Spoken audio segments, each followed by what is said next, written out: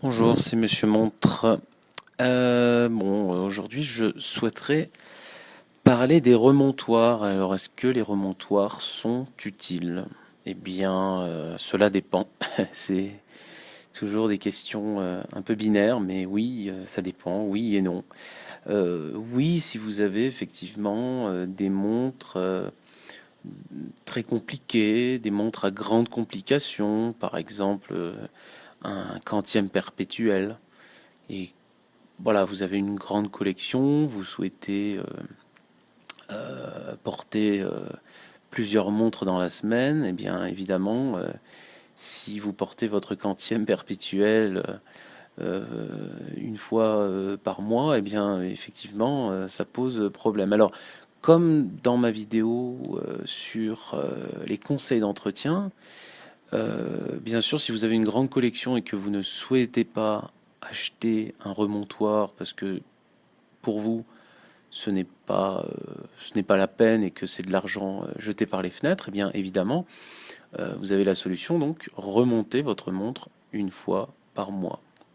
Alors si vous souhaitez, effectivement, vous avez les moyens et vous vous dites, bah moi j'aimerais quand même un remontoir pour une de mes montres et à laquelle je tiens, eh bien oui, un remontoir peut être bien. Alors il faut savoir qu'il y a plusieurs types de remontoirs. Vous avez des remontoirs qui bougent dans plusieurs sens, et dans ce cas-là, il faut voir si votre rotor, le rotor de votre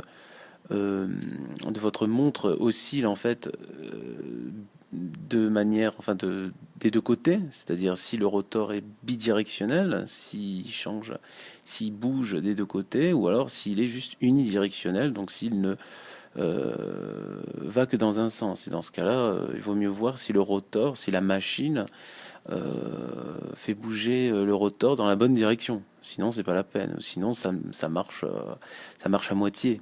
Ça marche bien, mais seulement à moitié. Enfin, à moitié, voilà, ça marche pas très bien. Alors, après, vous avez plusieurs marques, hein. Vous avez Cubic Genève, les prix sont assez abordables. Après, voilà, il faut savoir aussi qu'un remontoir, ça peut coûter dans les 50 euros si c'est made in China, et ça peut aller dans les dizaines de milliers d'euros, hein. Il y a toujours tout, même pour les très riches.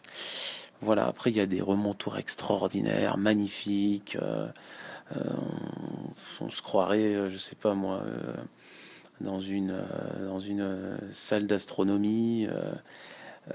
Voilà, après vous avez des marques extraordinaires, hein. Je vois ici, alors j'essaie de voir ce qu'il y a marqué. Deutling, voilà, vous avez un remontoir extraordinaire. À vous de faire les recherches, hein, pour des questions de droit d'auteur. Je n'ai pas trouvé une seule image de remontoir voilà, sur Google, donc que ce soit en anglais ou en français. Donc à vous de faire vos recherches sur les remontoirs, hein. Je suis désolé, j'aurais bien aimé mettre une image, mais pour les raisons de droit d'auteur, je me permettrai pas de chercher, de vous chercher des images dont je n'ai pas la propriété donc voilà, après, ouais, Deutling Giro Winder, un manège de luxe pour votre montre, hein. Voilà, donc évidemment, là, c'est pas du tout le même prix, j'imagine.